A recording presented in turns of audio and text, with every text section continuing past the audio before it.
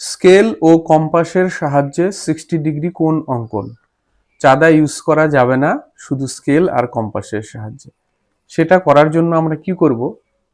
প্রথমে এখানে একটা সরল রেখা এঁকে নিব।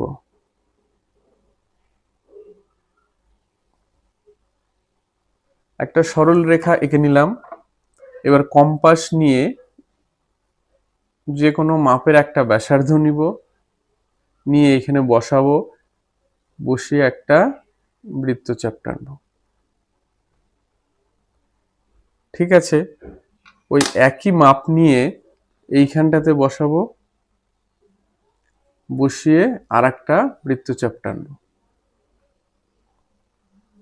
তাহলে এই বৃত্তচাপ দুটো যেখানে ছেদ করলো পরস্পর, সেই বিন্দুটাকে আর এই বিন্দুটাকে যোগ করে দিব।